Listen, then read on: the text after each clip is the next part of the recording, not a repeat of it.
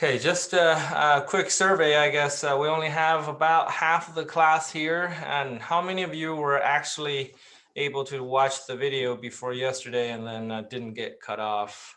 I just want to get a sense. Kind of. Abby watched some. Okay, all right. Okay, so seems like at least half of you were able to get to the video somehow. So I guess since you're here, let me just make sure you guys all add my YouTube channel. You know, if you want to subscribe, that probably be the easiest. Then you can see any new videos that show up. If not, at least you will know where to go. So just save this link because I have all my classes on here. And if you don't want to subscribe, I understand, because when I post other classes videos, that will give you a notification. But I'm sending this in the chat. Okay, so this is the YouTube channel for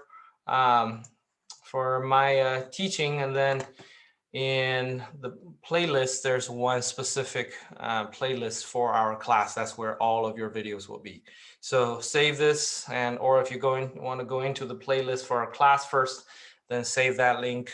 So if anything crazy with Canvas happens again, this is always available. At least I hope YouTube and BYU Idaho don't crash at the same time. Then you can always go watch the videos for this class. Okay. All right, and then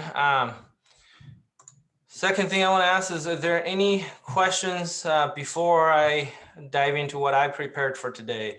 Anything that you've been wondering about from your studies, or anything related to the schedule of the class, or dating advice of what not to do, because I'm an encyclopedia of that. I was just able to get into Canvas, so okay. Are we having a top hat code for today? No, because I'm thinking most people probably did not save the Zoom link, and they probably want to come, but can't have access to the Zoom link, so I'm not going to require attendance today. But we will post the recordings to YouTube, and then they can watch it and hopefully do the same exercises that we will do in class. Okay. Okay, thanks. And in case anyone's wondering, Canvas is back online just now. Okay, thank you. Yeah. Yes. Franco? I have one question about one of the formulas that we were talking about in the video. Okay.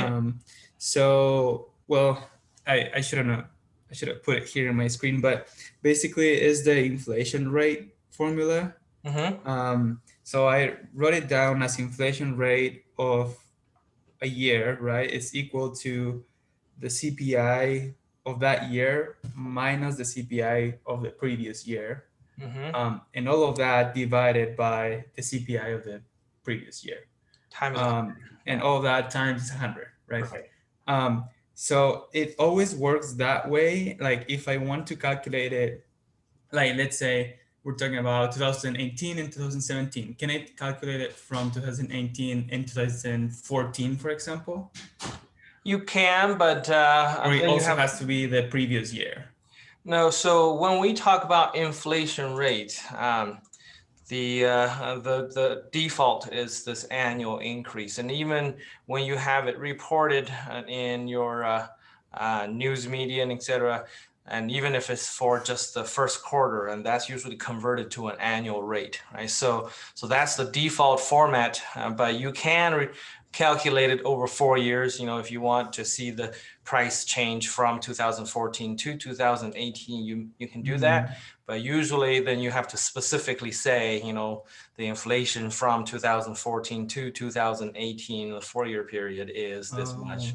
Right? Gotcha. But most of the time when we say the inflation rate, we're talking about the annual change. That's why I wanted to. So for the purposes of this class, then we'll just do like the inflation rate would be probably just 1 year from the previous year.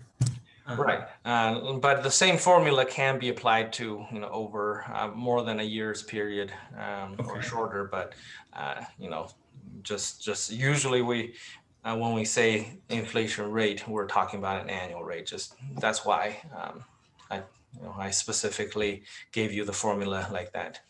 Okay. Sounds good. Thank you. You're welcome. All right. Any other questions?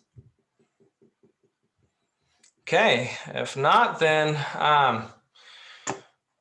see, well, if you can access Canvas, then the discussion sheet is in there, but I think it's easier if I just send it to you. So let me send you a file in chat, and then I will put you into groups and ask you to work on the questions. Let's see. How does it not let me? Okay, hold on a second. Drop up OneDrive, there we go.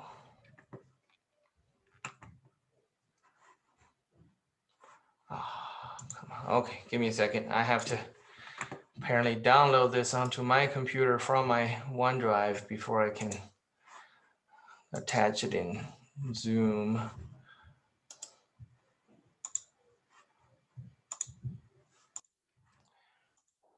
Okay, so this is going to be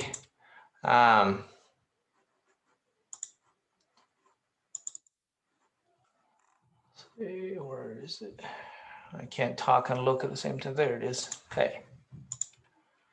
Okay, so I just sent a document to you guys in chat. Did you see it? Go ahead and download it and open it up. And then what I want to do is I will put you into breakout rooms, and I want you to work on question number 1 only. Question number 1 is a bunch of scenarios of what can happen in an economy, and you tell me if that is part of this year's GDP or not. Okay, did everybody get that file? Okay, all right, then I'm going to open the rooms and send you in, and go ahead and talk about it with each one. Just question number 1, then I'll give you a few minutes and I'll bring you back, and we'll compare our answers together. Okay, so go ahead and join the rooms and try to work on question number 1 together. All right, guys, so welcome back. I hope you had a little fun doing that question. Now, before we go over the answer to each one of those, I want to just review really quick with you the concepts of GDP and talk about it together, okay? So first of all, the very, very basic, what does GDP stand for again? Gross domestic product. Okay, very good. Thank you. Gross domestic product. What does that tell you? Is there something gross? Yeah. Yeah. It's kind of like an equivalent of how much money each country has and what their like real income is. Okay. All right. So Ariel said that's kind of how much money each country has, or their real income. Okay. It's kind of like measuring all the, I guess, all the production of one country as if it was one product. Okay, good. So Franco said it's, I'm sharing my screen. So it said, he said it's like measuring the product and production of a country as if there's one product. Okay. Any other understandings of what GDP is that you can explain in your own words? By the way, this is a good exercise you should do on your own. When you're reading, a good exercise is to read, like say a section or two, stop, and then find an unfortunate friend or roommate that are around and say, hey, can I just explain to you what I have just learned in my, and in your own words, try to explain to them what you have just learned. And if they can get it, that means you probably understood it pretty well. If they can't get it, then you probably haven't digested it. Okay. Yep, unfortunate indeed. Okay, all right. So any other understandings of GDP? Like the Okay. market value of everything we produce. Okay, very good. So I just saw there's somebody in the waiting room. Katie said it's the market value of everything that we have produced. Okay, so that's the most accurate of all the answers that we have talked about just now. And let's make sure we all understand on the same page. Okay, so when it comes to GDP, there are several key criteria that you have to measure and keep in mind. Okay, so it is the market value of all the final goods and services produced in our country and usually within this year. Okay, so there are several criteria you have to keep in mind. So for GDP, okay, first of all is the market value. Okay, that means it's measured in dollars. It's not measured in quantity, right? We're not talking about how many trucks and how many tractors and how many bushels of corn we made. It's the market value of all those things together, okay? So it's market value of all the final goods and services, okay? So what is a final good?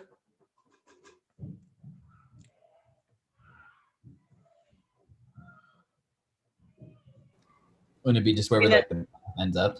Sorry. Sorry, Jake, go ahead and I was just gonna say wherever like the product like ends. okay. Like it would be like if I go to McDonald's and I order some fries, like those fries would be like final goods to me.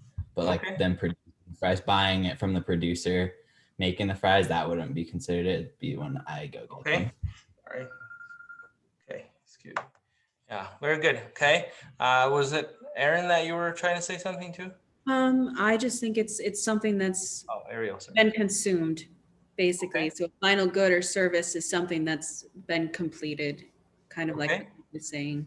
Okay. Yeah, you're definitely right in that sense. So what's the name of the good that we compare final goods to in contrast? Intermediate good. Intermediate goods. Very good. So yeah, so final goods are goods that go to the final consumer, okay? But intermediate goods are goods that go into the production of something else, okay? So for example, you know, let's say that if Biden comes through and gives everybody $1,400 additional stimulus check to make up the 2,000. I don't know why 2,000 is the magical number, but let's say, you know, I don't know if you're like me, you got several kids and that's a sizable check. You know, I have a friend that's got 9 children. And so 2 parents plus 9 children at $1,400 each, that's going to be like $15,400 for them, right? So let's say they get that money and they go out, they buy a truck, okay? And well, maybe not a new truck, but let's say they buy a new car, and that car is going to be a final good because it's going to the final consumers, right? However, let's say if they bought a Ford, see, what's a small model on Ford? I can't even remember. Fiesta, is that a small Ford car? Okay, so if they bought a small Ford Fiesta, and then when Ford bought the tires from Michigan, I mean, not Michigan, sorry, Michelin, and those tires would have been intermediate goods, right? Because Ford bought those tires to put them into another product. So those tires were intermediate goods, but the car Ford sold to the Black family would be the final good.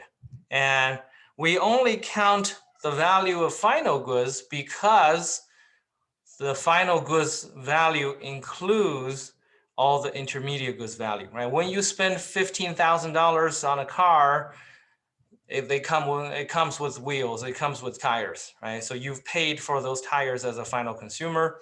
So if we count the tires, you know, Ford spent what Ford spent to buy those tires from Michelin, and then we count the value of the car when the Black family buys it, then we would have counted the tires twice in our GDP, and that would be inaccurate. Does that make sense?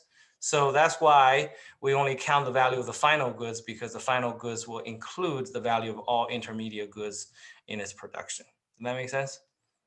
Okay, so that's why we count the market value of all the final goods, and then we say it's produced, okay, in our country. So there's a geographical, okay, boundary that we consider.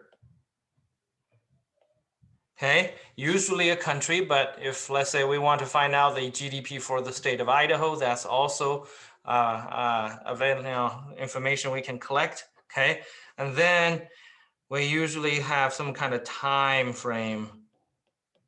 So it's usually this year, but we also report GDP by quarter. But the point is, GDP always is the market value of all the final goods and services produced within a geographical boundary within a certain time frame. And once you have all these categories checked off, then you know you have obtained the correct GDP calculations. Okay, so does this concept of GDP make sense, Skylar? Yeah, so the geographical boundary, it doesn't matter the size of the boundary. So for GDP, it's GDP in the US, or you could have the GDP of Rexburg or things like that. Is that right? Correct, right. Okay. Yep. All right, okay, so now with this knowledge armed in your arsenal, let's look at each of the questions you have just answered and talk about what whether they should have been counted or not, and then you can tell me it's whether you got it right or not, and if you have a question. So if you have a question, just feel free to stop me and we'll talk about it. Okay. Now it says determine which of the following categories is counted in this year's GDP in the US. So that gives you what you're targeting, right? It's the US GDP in 2021. Okay. A says Ben buys a cheeseburger and fries for lunch after class. Is that counted? Okay, I see a few nods. Okay, yes, it's counted. Now, which category does it go into?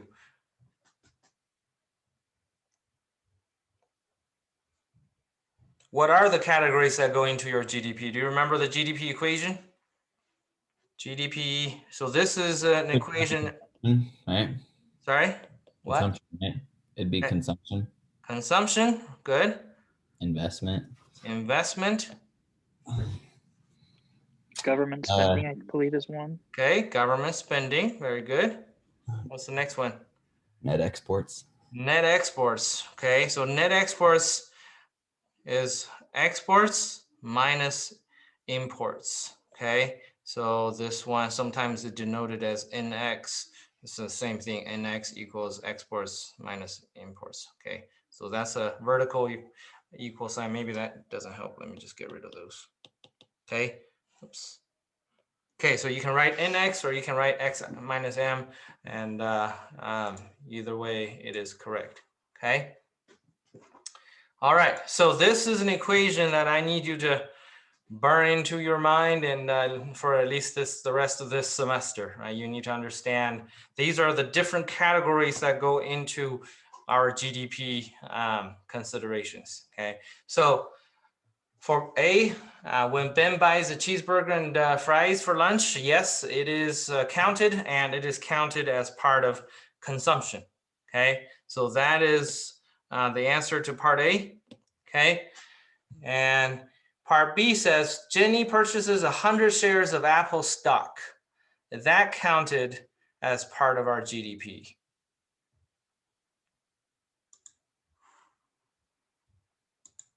If so, which category? If not, why? What did you guys say when you talked about it in your group?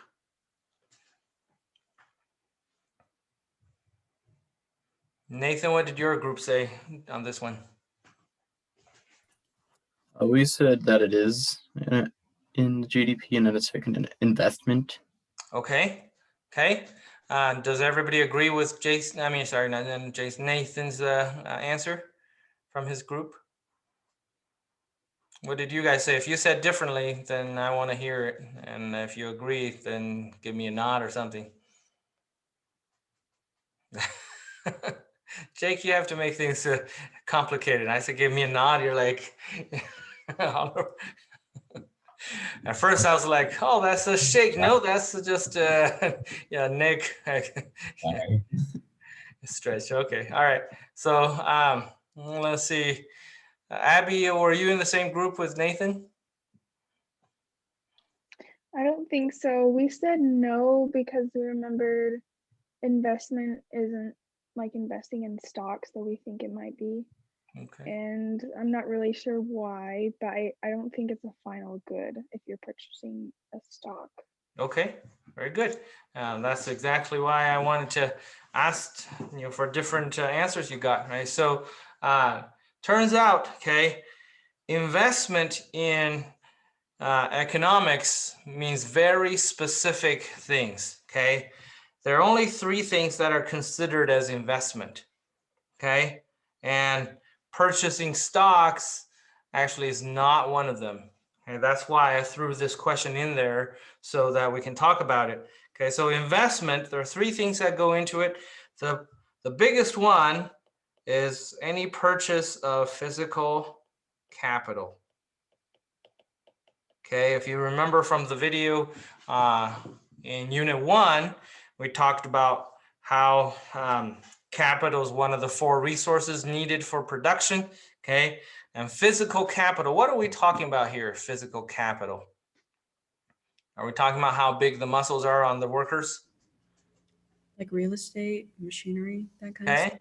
very good. So physical capital refers to tools, machinery, and those kind of things you need for production, right? It's the actual things that help you produce, okay? So that anytime firms purchase new computers, new machines, new trucks, new tools, whatever, those are considered as investment because it helps us produce in the future, okay? Now, the second type of investment is new buildings. Okay, any kind of new building, whether it's built by a company or by a family, is considered as investment. Okay, so when let's say, what was it? Amazon that recently finished their new campus, or was it Apple? I think it's Amazon, right? They spent like $1 billion or $2 billion to build their new campus. It's really cool. And have this big ball where there's a, pretty much a tropical rainforest inside where their employees can go and just, relax and decompress, right? So on that, those $2 billion would count in the year that that whole campus is finished. Similarly, I have some neighbors building new homes right now in my subdivision, and they should be done this year. So when their homes are done, however much they spend on this house will be counted as this year's GDP. So anytime a new building is built, that is counted, okay? And then finally, inventories, okay? Changes in inventories are counted in investment. Okay, what are inventories from your understanding? Goods from Oh, go ahead. Yeah, Matthew, go ahead. Just from my understanding, inventories is I wouldn't say like leftover, but I mean, it kind of is like the finished products that you have that you produced, but you haven't sold yet. So it's your kind of stock of what you have left that's still sellable for the future. Okay, very good. So yeah, inventories are products that have been manufactured but not sold yet. Okay, because since they're manufactured, there's value in them, obviously. But since they haven't been sold yet, we need to record them somewhere in GDP. So that's where we put them in investment. Okay, so only these three things are counted as investment in economics. Please make a close note or some kind of a note of this. So anything else that people spend money on that looks like investment in your traditional day-to-day understanding is not, okay? Including buying stocks or gold or, bonds or any of those things. Okay, so when Jonah bought the GameStop stock, and while you guys were in the breakout room, I looked it up really quick. It's like, holy cow! I knew it went crazy. I didn't know it went that crazy. So so that unfortunately is not investment because it does not create any value of production in our economy. Now, if Jonah paid a broker to buy those stocks, the fee to the broker is recorded as part of our GDP because that is paying for a service. It's what the broker produces. But if Jonah was able to buy the stocks directly just online, then there's no production involved in the process. So it's not part of our GDP, even though it is money spent. Okay, does that make sense? Okay, so that's why I put B in here just to make sure. I mean, I knew some of you would be tripped up, and that's why we needed to talk about it, right? Okay, any questions about investment in economics and what is included in it? Okay, if not, then let's look at, C says BYU Idaho replaces all the computers in the labs on campus, which after yesterday and this morning, I'd say we, need to replace something, maybe the servers, but yeah. So is this counted as this year's GDP? If so, which category? If not, why? Do we count it? Okay, we count it, and which category does it fall into? Physical capital under investments. Okay, it is investment because it is physical capital, right? It helps BYU Idaho produce the services of education for you guys as students. Okay, whoops, good. All right, then D says David sells his beloved 64 Chevy truck. Do we count that as this year's GDP? Why not? Kay, you're shaking your head. Because he bought it in a different year. And so if he sold it in this year, it wouldn't be counted because it was bought in a separate year. Okay, very good, right? So remember this time frame condition we have here, right? So when this 64 truck was made in 1964, it was already recorded in that year's GDP. So when anything that's used gets sold again, it's no longer recorded as part of the new GDP because we don't want to count it twice or three times across time, right? Now, if David took a crappy broken down truck and completely rebuilt it and remodeled it, then any new parts that he put into this truck will have been counted. Let's say if he bought all the parts this year, then all the purchases of those parts would be counted as this year's GDP, right? But the truck itself, as long as it's used, is not this year's GDP. Okay. All right. E says brother Ma indulges fine Swiss chocolate when traveling in Europe. Do we count that as 2021 US GDP? I mean, Europe probably won't let us in 2021 anyway, so this is just a dream. So No, Lane, you're because- shaking your head. Why not? Oh, sorry, I kind of cut you off, Skylar.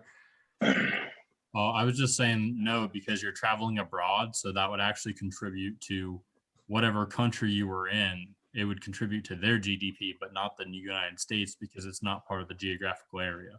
Okay, very good. Lane, do you have something to add? No, that's what I was going to say. You're not in the US, so it's not the US's GDP. Okay, very good. So now let's talk about how we not count it though, okay? Because, I am a US citizen. When I spend money, it should be consumption, right? Because consumption measures the money spent on household things or whatever things that we buy from US citizens and residents. So let's say I spend, $100 on chocolate. Okay, that would be an increase of $100 in consumption because it's a US citizen spending money. However, since I spend it in another country, that means that's imports. Okay, I'm spending money on a different country. So you can see here, C has $100 increase, but M also has $100 increase. Then in front of the M, it's a subtraction sign. Whoops, that's a terrible subtraction. So it's minus. So that's why you have $100 increase in C minus $100 in increase in imports in M. Then they cancel out each other. So there's no change in GDP as a whole. Does that make sense? So that's how we not count any money spent abroad by US residents or citizens. Okay, does that make sense? Okay, all right. So now let's look at F. F says, Johan, a French tourist, buys the I Heart Utah fridge magnet as a souvenir after visiting Temple Square. Do we count that as our GDP this year? Hey, Lane, go ahead.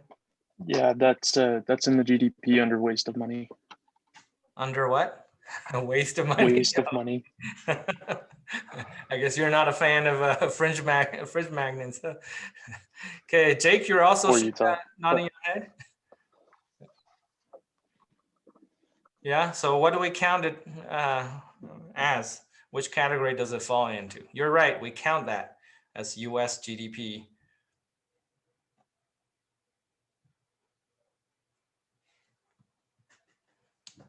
Okay, how about the other Jake? Jake Babin?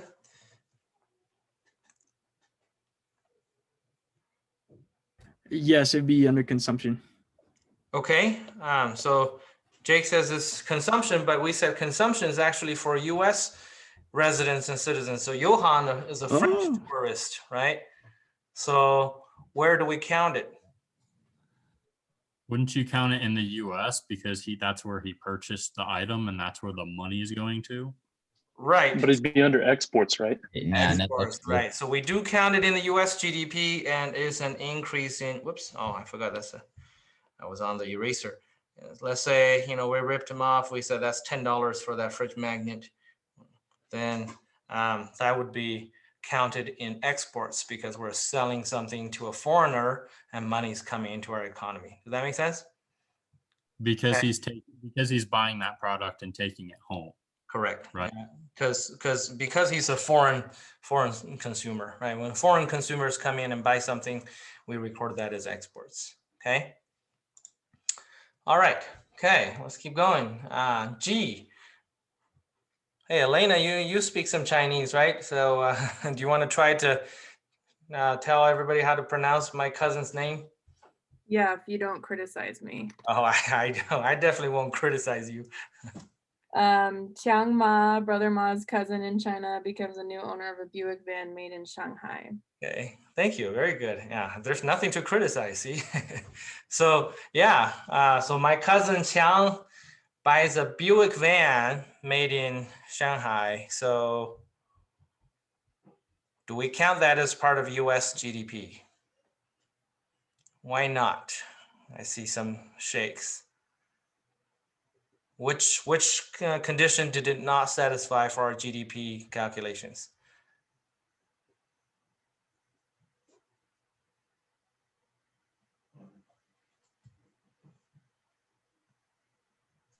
Geographical boundaries. Okay, very good. Thank you, Abby. Yeah, geographical boundaries, right? Because the production has to happen in the US for it to be part of US GDP. Okay, now we don't care about the ownership of the company. So Toyota has a big plant in Alabama. Any Camrys that are produced in Alabama, even though it's a Japanese brand, the value of those cars is counted as part of the US GDP because the production happened on US soil. Similarly, a Buick van made in China is part of China's GDP, okay, because the production happened there.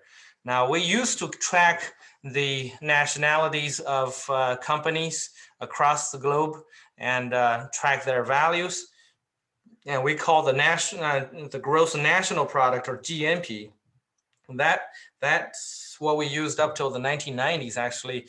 And then it just, at that point, international trade has grown so much, it became impossible to keep track of ownership of companies across borders, and then, add everything American companies made outside of the country, and then subtract all the foreign companies' production happening inside of the country.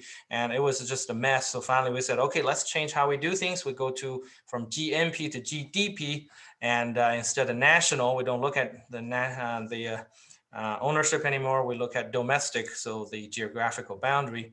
And so whatever happens in the US stays in the US. We don't care who owns it. And similarly with other countries, right? So that's why here the Buick van is not counted. It's because it's made in China. Okay. All right, H says, Jeremy purchases a beautiful vintage Victorian home in Virginia. Right, a lot of V's. Do we count that as this year's GDP? No, for the same reason as the 64 Chevy truck, right? Because it's a vintage home. That means old. And so it was already counted in the year it was built, okay? All right, I says the FBI decides to replace all the firearms for their special agents. Do we count that? Okay, which category do we count it under? Government spending. Very good, government spending. So the government has their own category. So whenever the government spends money on something, even though it looks like investment sometimes, but it is actually not, okay? It's government spending, okay? Very good. And see, Jay says the Federal Reserve increases money supply by 20% in January. That counted in our GDP.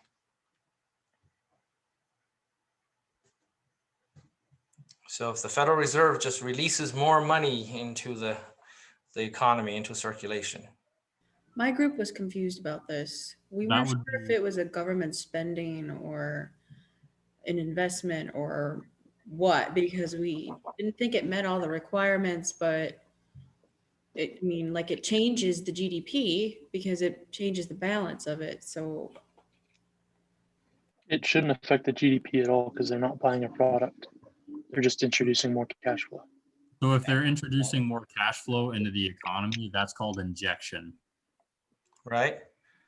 Now, so let's go back to your comments. They're all good. That's exactly why I put this one in here, right? When the Federal Reserve releases more cash flow into the economy, is there any production involved in this process? No. No, right? So money supply changes do not get counted as part of the GDP because it's not consumption, it's not investment, it's not government spending, it's not net exports because there's no production involved directly in this process. Now, Ariel is correct that eventually this can affect our GDP, but that has to wait until the production actually gets affected. But by then it will be counted as either consumption or investment or government spending or net exports. So one of these categories the money flows into will actually affect production, and that's when GDP will change. But the act of allowing more money supply or less money supply to occur is not part of our GDP. We don't somehow instantly just count that. Does that make sense? I had a quick question. So, sure. Because we don't count like injection in GDP, does CPI have anything to do with injection? Because it accounts for like inflation and things like that. And if you're printing more money, then the value of the existing money is going to go down because there's more of it. Right. So does that? Yeah, so that's an excellent question, but to answer that, we'll have to unfortunately wait a few weeks because in a future chapter, we'll be able to tie all these things together where we say, okay, when the government actually, when the Federal Reserve increases money supply, what's going to happen? You're absolutely right. It's going to cause inflation, the CPI is likely to increase, but you know, it's a little bit premature for me to explain all that, but just be patient, hang in there with me, and we'll tie everything together at the end, okay? All right. Okay, good. Any other questions? Okay, if not, then Kay says Haagen-Dazs purchases $20 million of milk this year. So do we count that? Okay, Abby, you're shaking your head. Why not? It's not a final good, it's an intermediate good. Very good. It's not a final good because Haagen-Dazs makes ice cream, and when they buy milk, the milk is going into the production of something else. It's their ice cream, right? When people buy ice cream, they're paying for this milk already, so we don't count the milk and then count the ice cream. So in that case, we would have counted it twice, okay? So it's an intermediate good, we don't count it. Okay, now L says, Brother Ma buys his wife a 2012 Kia Sedona made in Alabama. So Kia is a Korean company, but the van is made in Alabama. Do we count this? Why not, Lane? Because it go into the 2012's GDP. Ah, very good.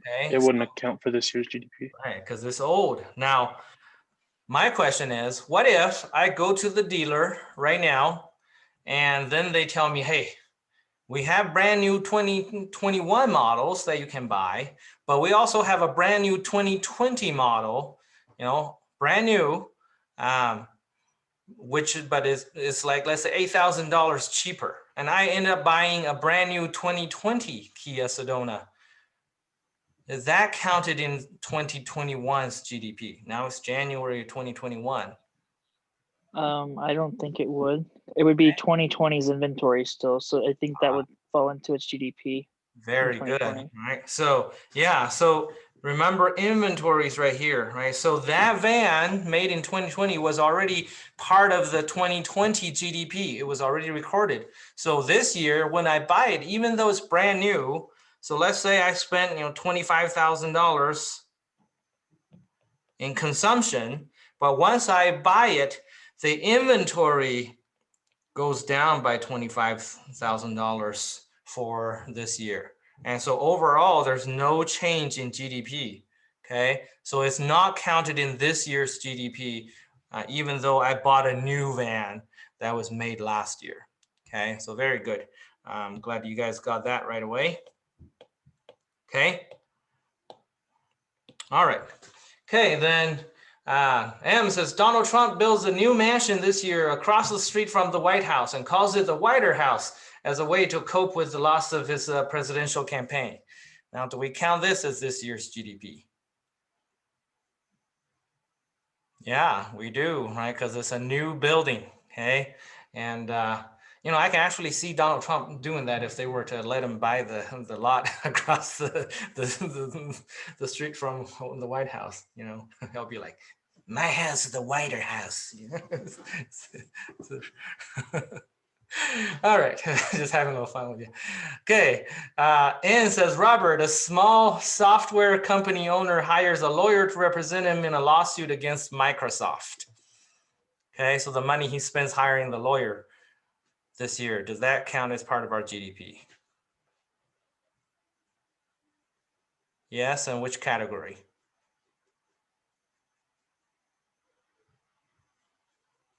Consumption, because they're consuming a product. Okay, yeah, very good. Consumption. It's money spent on buying a service by a U.S. consumer, right? So Jake is not investment because it's not any of these three categories for investment.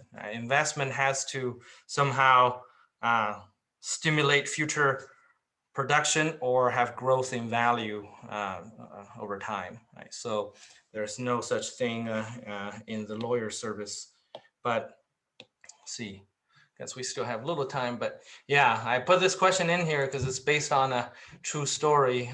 In Linden, Utah, back in the 1990s, I know for you guys that's ancient, but for me it's not that long ago. And but anyway, so there's this little company software company that came up with a new version of a computer operating system. Back then, all the computers used a kind of system called the DOS system, and it's all command-based, so you have to memorize hundreds of commands, and essentially it's a tree root structure. And you go, when you turn the computer on, you're on the very top, then you have several different drives you can get into. If you want to do homework, you have to type a command to go into drive D and find the folder called Econ 150, find the folder called homework, and then you find the file. And then if you want to do something else, you have to back up every step and then go down a different path. So it's very inefficient.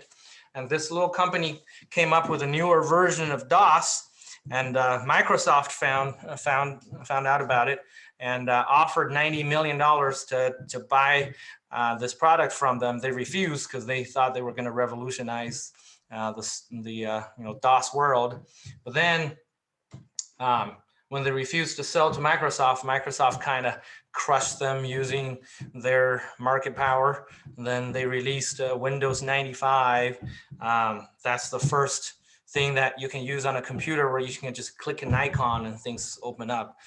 Same thing we're still using today, same concept. That was revolutionary. When Windows 95 came out, people lined around the block to buy it, and it was $1,600 a pop in 1995. You can imagine how much they dared to charge, and it was still very popular. But anyway, so this company, of course, went down and went bankrupt. Microsoft was in a lot of trouble with lawsuits, and this company decided to join the lawsuit, and for Microsoft using the market power to crush them. And the lawyers representing them was a father-son team. The son had just graduated from BYU Law School, brand new grad, and joined his father's firm.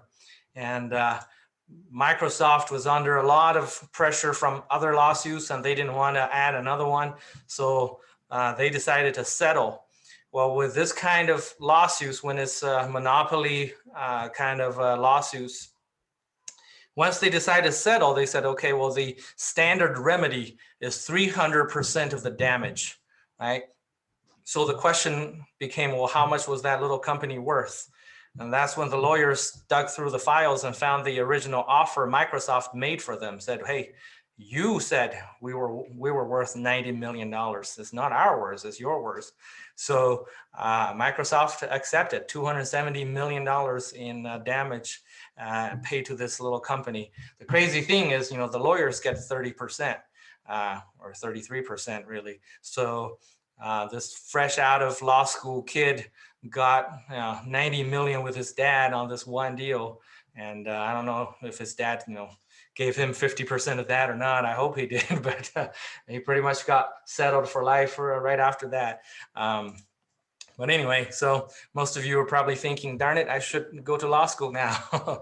But that's an extreme case, right? Lawyers have the widest variance in income, right? Now, some really make it big like this case. Some struggle to put food on the table. So all depends on where you go and what kind of opportunities you have. But anyway, I just wanted to tell you that little story to think how crazy somebody's life can change with a lawsuit, right? So anyway, all right. Any questions from question number 1? Okay, if not, then let's look at the rest of the questions. But because of time, I'm not gonna ask you to work on it first and then bring you back. So let's just talk about these together. So question number 2 is talking about a different approach for GDP, right? So the way we just looked at GDP, where we add up all the spendings in the economy, right? How much consumers spend plus how much firms spend plus how much government spends plus how much foreigners spend in our country, we say that equals our GDP. And that's called the expenditure approach, right? But the cool thing about GDP is that we can look at it from what's called the income approach. The income approach essentially is saying, well, every dollar you spend in an economy becomes somebody's income, right? Dollars don't just vanish. So if GDP equals all the dollars everybody spends, then that should also equal all the dollars everybody earns, right? So when you go to Brolem's, you buy $50 of groceries, those $50 go to somebody, whether it's the Brolem family or their employees or their suppliers, but it becomes somebody's income as a result of it, right? So, so we can add up, either way. And when that's called the income approach of GDP. And in the income approach, there's this concept called value added, which kind of calculates in each stage of production how much value added or how much income is earned by everybody involved in that stage of production. Okay, so so here you have the scenario that says, if Paradise Donuts hires labor for $20,000, pays rent for $12,000, buys raw materials for $6,000, earns profits for $3,000, and sells its donuts for $41,000, what is its value added? Right? So how would you calculate this looking at all these different numbers? Wouldn't you total up your expenses and then total what you're going to sell for? And so the expenses totaled up as 41,000. So Okay. wouldn't your value added be 0? Okay, so you're saying then so really Paradise Donuts didn't do anything, and they didn't really make any change to the value of their products. Okay, all right. Don't tell Paradise Donuts about that. They get mad at you, Skylar. Okay, so actually that's not how you do it. Okay, value added would be, yeah. Oh, go ahead, Franco. I was just gonna say that it would be the sales price minus the cost of materials. Very good.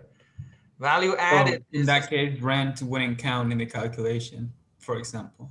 Okay, yeah, we'll talk about that, right? So value added is simply your sales price for your product, okay, minus the cost of your raw materials.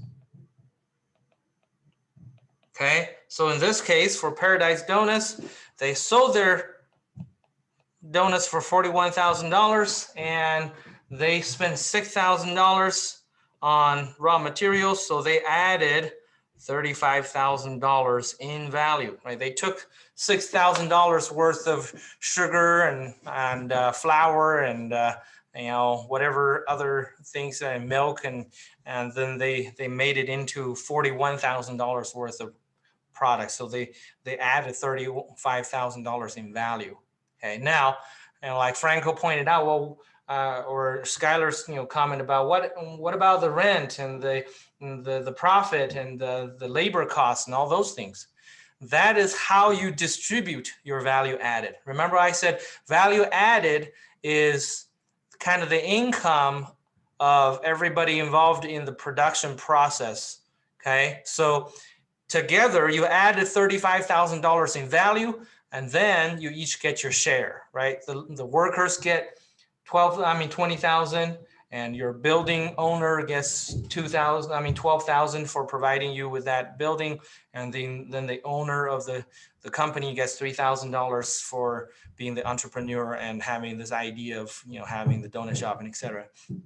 So it's kind of like the easiest way to think about it is, let's say if you earn $500 a week from your job that you have on the side, you might pay, every month you earn $2,000, you might pay $500 in rent and $300 on groceries and $200 going on dates and $100 for gas or whatever. Those are all ways you can spend your money, but just because you spend your money doesn't mean your income is less than $2,000 a month. Does that make sense? Okay, so same with value added. $35,000 is how much value is being added. And then the other numbers just are how you are distributing that value added to everybody that participated in this process. So remember this value added equation right here. And I can tell you, you will see questions like this on your quizzes and upcoming exams. So make sure you go straight to how much did I sell my product at my stage of production minus how much did the raw materials cost me. The difference is your value added, and then all these other numbers is how you're distributing that income. Brother Ma? Yeah. Are we expected to memorize all these formulas, or can we use notes in the exam? well, you do get a note card, but you know, it doesn't hurt to at least know exactly how to use these formulas, right? Don't just feel like, oh, I got a note card, I don't have to worry about knowing this, and I'll just write it down. That's not going to work. Okay, so you still want to do a lot of practice. Okay, now if you have a multi-stage production, when you add all the value added from each stage, that should give you the same final sales price of the final good. So, you know, if you, for example, if it's a car, you know, if you add up the cost, you know, the value added from the metal being mined out of the ground, plus, you know, the tires being produced, plus then every other stage at the end, all these value added should equal to the final price tag of that car. Okay, and so the income approach then is just adding all the value added up in all the production processes. Okay, all right. Any questions? That makes sense? Okay, number 3 says in 2018, if the country of China had made up country, right, and had consumption of 20 trillion, government purchases of 5 trillion, tax revenues of 4 trillion, net exports of negative 2 trillion, GDP of 26 trillion, then gross investment must have been what? Okay, so this one, just make sure you remember this formula, right? GDP equals C plus I plus G plus net exports. Okay, now once you have this, you just plug in the numbers, right? So the overall GDP is 26 trillion and consumption is 20 trillion. Okay, investment is what we're trying to find. Then government spending is, see where I, 5 trillion. And then what about the tax revenue of 4 trillion? Where do we put that?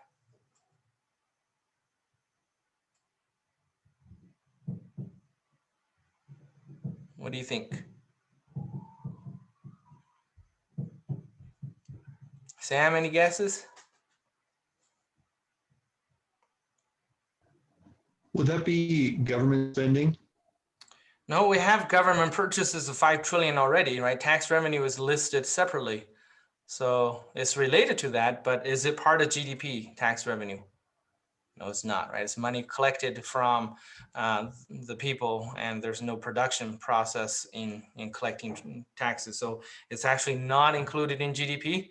I threw it in there just to make sure you understand GDP is only these 4 different parts. So, you know, all these other numbers are not part of it. So you ignore the 4 trillion, then your net exports is negative 2 trillion, right? So once you fill all this in, yeah, then you can see, oh, so you'll get I must be $3 trillion. Okay, so investment must have been 3 trillion, just solving for I with this equation. Okay, that makes sense? Good. All right, now let's look at number 4. Okay, number 4 is a little bit complicated here, not too bad. Okay, and this is kind of using a lot of those equations I talked about in the video. Okay, so here it says, assume Americans only consume pizza and ice cream. Now, fairly accurate. Each year, 320 million pizzas and 570 million gallons of ice cream are consumed in the United States. Then I tell you prices in 2016, 17, and 18. Okay, then I tell you if 2017 is the base year, then the CPI for 2016 is what, CPI for 2018 is what, and then what is the percentage change in the CPI from year to year between 2016 and 2018. So essentially I'm looking for the inflation rate between 16 and 17 and 17 to 18. Okay, so let's look at that really quick. And now we said, okay, the CPI of year X, right? So that equals, okay, your cost of your consumption basket in year X divided by the cost of your consumption basket in your base year. times 100, right? Everybody remember this? Okay, so that means since we know the base year is 2017, that is given to you. So when I calculate the CPI of 2016, that means it's going to be, I'll just do COB of 16 divided by COB of 17 times 100, right? Everybody with me so far? Now the question is, well, how do we figure out the cost of my consumption basket? Okay, well, the cost of your consumption basket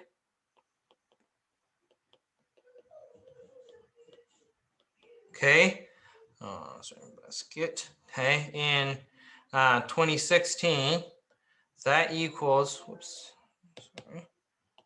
the price of everything you consume times the quantity of everything you consume, right? So it's the price of pizza in 2016 times the quantity of pizza in 2016. Well, actually here, it's the quantity. We're trying to capture price change, so it's the quantity of pizza in base year. But here I made it easier that the quantity is the same for every year, right? So it would be 2017 quantity, but if the quantities were different, plus the price of ice cream in 2016 times the quantity of ice cream in the base year. Okay, BY is base year. So if I do that, then that tells you that your price is $8 per pizza times 320 million pizzas, right? Plus $3 per gallon of ice cream times 570 million gallons of ice cream, which equals what? Let's see. I never save these files to help me remember the answers. I should do that.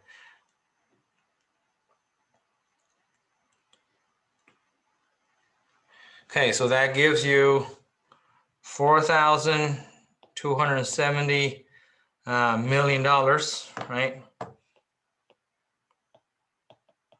Okay, and then the cost of your basket for 17, which is your base year,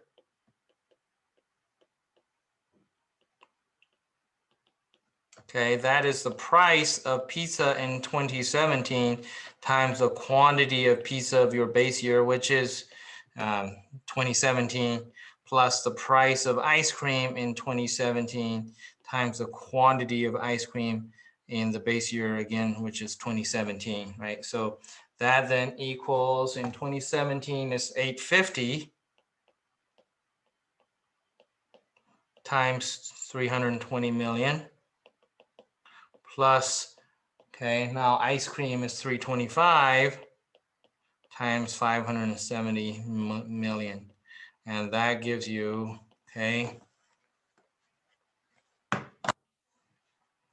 8.5 times 320 plus 3.25 times 570. Okay, that gives you $4,572.5 million. Okay, so to do that, whoops, I was trying to write instead of touching the screen.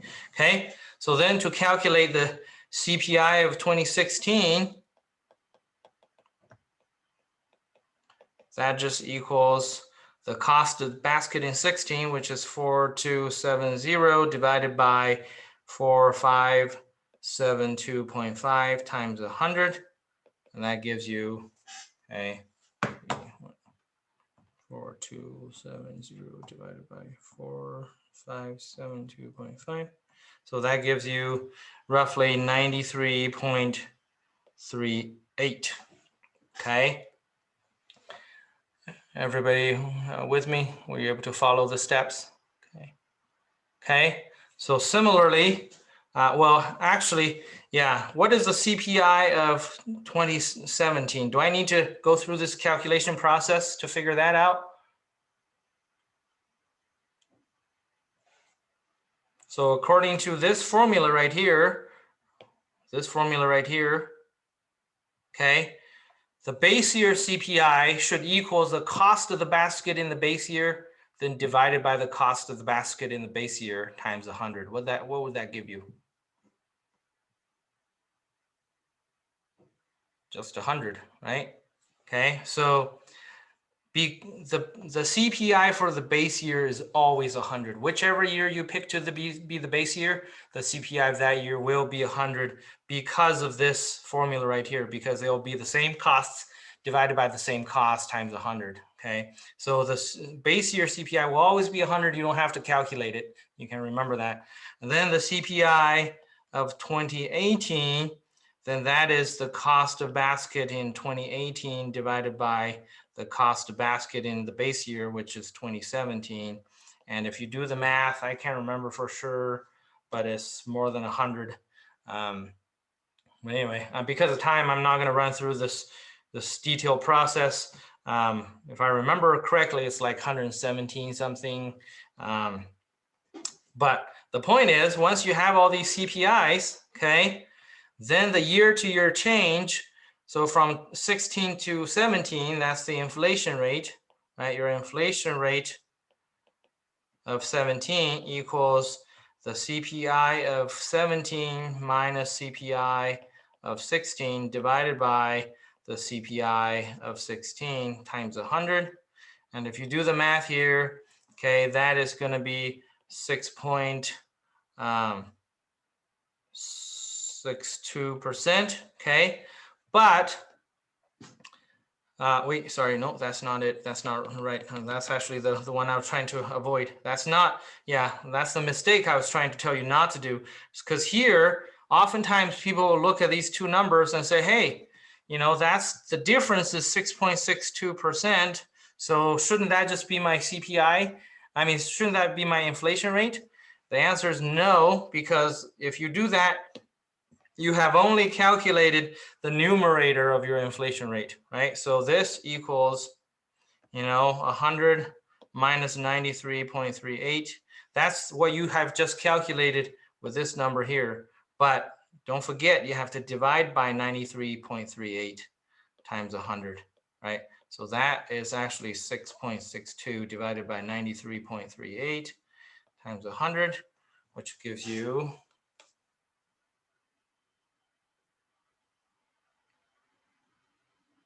okay, 7.08. So the inflation rate is 7.09%.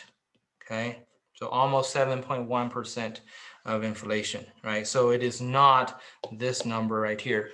So when you calculate your inflation rate, try to avoid simply subtracting the two CPIs and calling it good, because that's just the numerator. You got to divide it by the one of the, or, you know, the old CPI in the situation. Okay, that makes sense? All right, then last question. We have a couple minutes left. We should be able to finish. Okay, last question about your GDP. Okay, so here the concepts is nominal versus real GDP. Okay, let's just talk about that really quick before I give you the formula. What's the difference between nominal and real GDP here? From your reading, what was the understanding you got?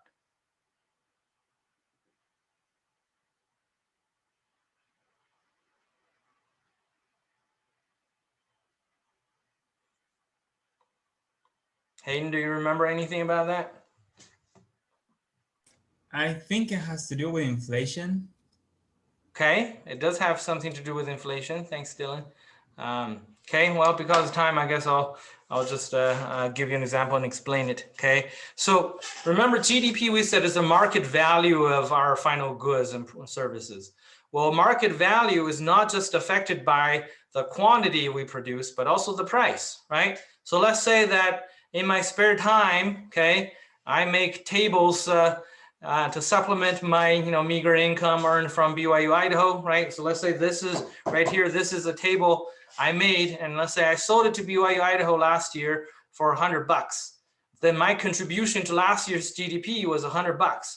Now let's say this year I made exactly the same table, identical table like this one to my left, here, but because of inflation, this table actually sold for $200 to BYU Idaho. Now, if you only look at that, you say, wow, this brother Ma is pretty awesome. In 1 year, his GDP contribution doubled, right? But in reality, did I produce any more product? No, it's the same table, right? So all this increase in GDP is actually just fluff, right? It came from inflation. There's no actual increase in the production. So nominal GDP is looking at your market value with your current prices in the market. And that is when you include any inflation. You say, wow, there's $200 that Brother Ma contributed.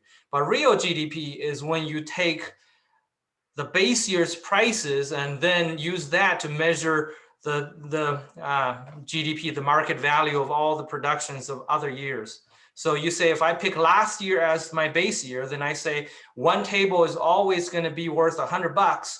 Then you can say, well, take $100, multiply how much Brother Ma made this year, one table, his GDP contribution is still $100. There's no change. So we call that real GDP. Real GDP gets rid of all the fluff in GDP caused by inflation. And that way we can actually compare across time and get, our real growth. So here, okay, what's going on is that you have a GDP price index, okay? I'll just do PI, that's for price index, and that equals, okay, your nominal GDP divided by your real GDP of the same year, okay, times 100, okay? Now, in the video, I gave you the formulas for nominal and real GDPs, right? How to calculate the difference, okay? So here in this particular example, then you just plug in the numbers as 125 equals 18 divided by real GDP that you're trying to find times 100. And then if you do the math, you'll get real GDP is $14.4 trillion. Okay, so that's after you get rid of any fluff from inflation. You see our real GDP is less than our nominal, right? So the difference there is was caused by inflation. Okay, all right, that makes sense. Okay, so please review the video for all the formulas I gave you, because this chapter does have a lot of formulas. And we're done with unit 3. So your next, what's next up is your first exam. And we're not going to introduce any new content in the next week. Now is time to study and prepare for your test. The best way is to do tons of practice questions. So review your homework, your quizzes, and do the adaptive test prep app on your homework website, the one with the A+ symbol. Create your own sample exams, but make sure you create large sample exams. Don't do 20 tiny exams of 10 questions. That's not going to do any good for you. Do a big exam of 200 questions, and that will prepare you much better than 20 exams of 10 questions. Okay, so do that. And then next next Wednesday, we'll do a review. The review is going to be based on your questions from your own studies. And there is a review topic guide in your student resources folder on Canvas. Hopefully you can access it now. So I list all the topics I expect you to know. Review that and see if you can answer all those questions. And then any questions you have, write it down.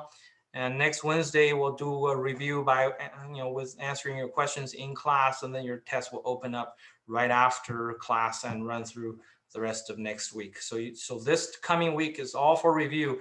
You've covered a lot of content, and hopefully you'll go study and prepare for that. And I think Brigham, you're still here, right? Did you tell me that you were thinking about doing some reviews as well, if I remember correctly? Yep. I need to look at my schedule exactly, but I'll probably do 2 different review sessions on Tuesday. So I'll do one in person and one over Zoom. Perfect. Thank you. Yeah. So those of you who are in Rexburg, Brigham will probably reserve a room on campus and then do a review in person. So go ahead and attend that. And for those of you who are not on campus, you'll have a chance to do it via Zoom. Okay.